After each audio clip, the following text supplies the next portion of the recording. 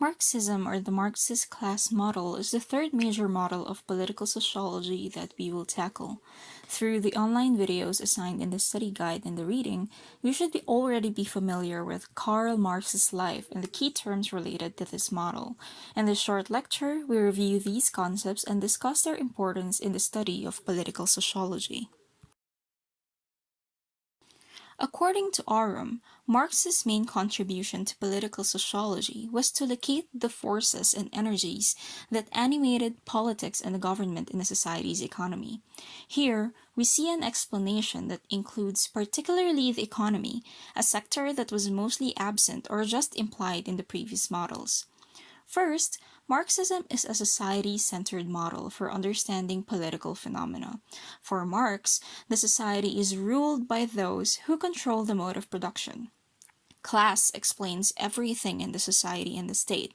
The state is but an instrument of the ruling class or the bourgeois in a capitalist society for their selfish interests. It is also a reflection of class divisions in the society, as those who control the mode of production also control the state. Politics for Marx is just a reflection of the mode, forces, and relations of production. A capitalist mode of production thus shapes the state that is catered to the interests of the capitalists. Remember, too, that Marxism is a conflict theory. It discusses the conflict between major groups in the society and the subsequent social change that emanates from the synthesis of this conflict. It's the economy, stupid. This is a phrase that was used in an American political campaign in the 1990s. I think this would be what Marx would tell us if we ask him about the inequalities between people and nations, as well as the culture that we have right now that is focused on consumerism. Keep this in mind as we navigate through Marx's political thought. A key term in Marxist thought is mode of production, pertaining to the economic system of a specific historical period. Capitalism is an example of a mode of production. So is feudalism. The means or forces of production are what fuels the mode of production. Examples of this are natural resources or technology. The social relations of production, on the other hand, are the relationship of people in the society pertaining to their role in the economic system. There are those who own the means or forces of production. In the context of capitalism during the time of Marx, these are the capitalists who have and who own capital that fuels the manufacturing of products, for example. They hire workers for their labor.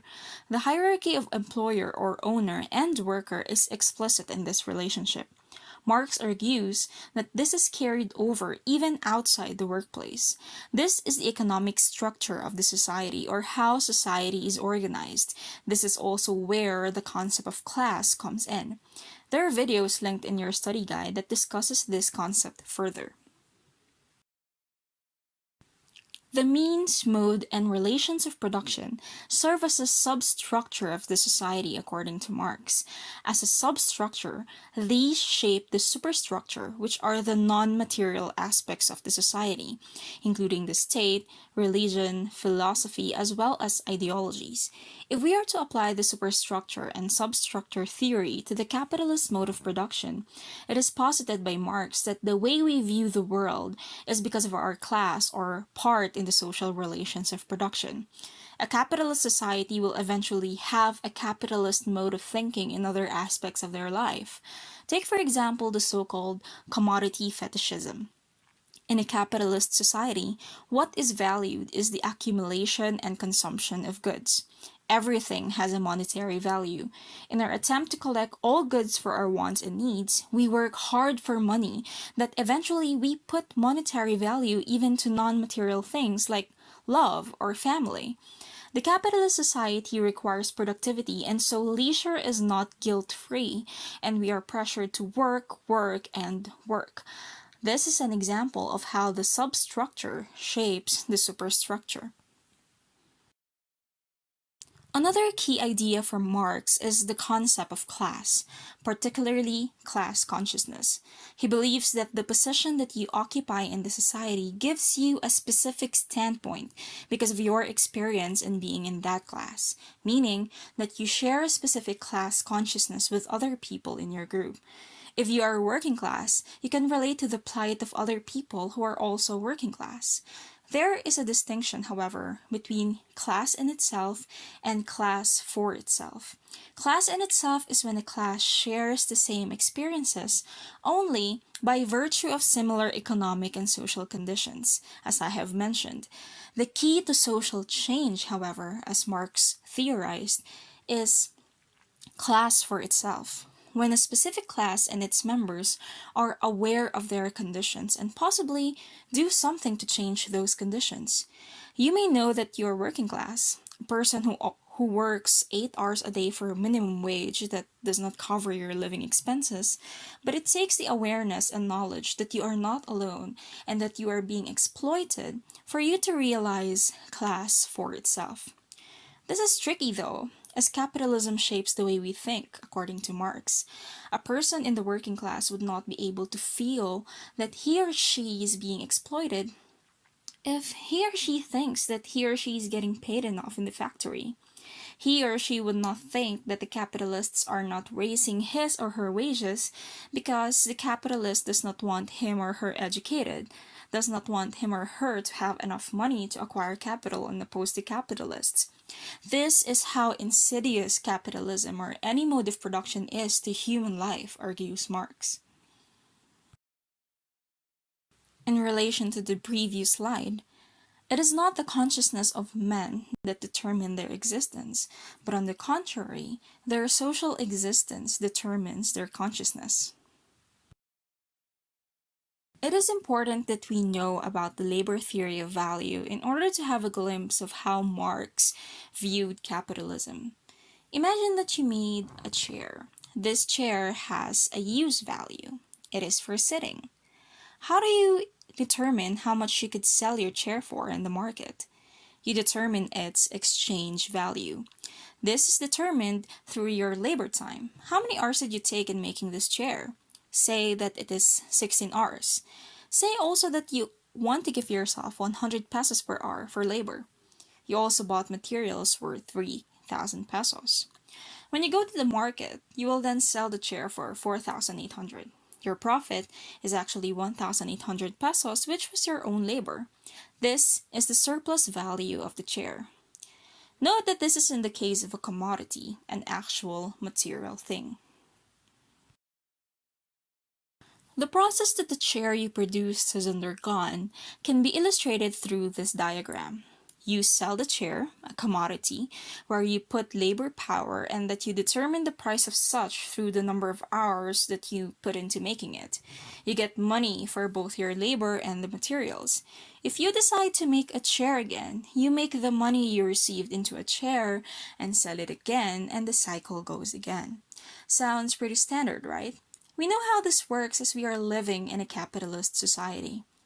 How does this process become exploitative to the point that proletariats and the working class will stage a revolution to change the status quo?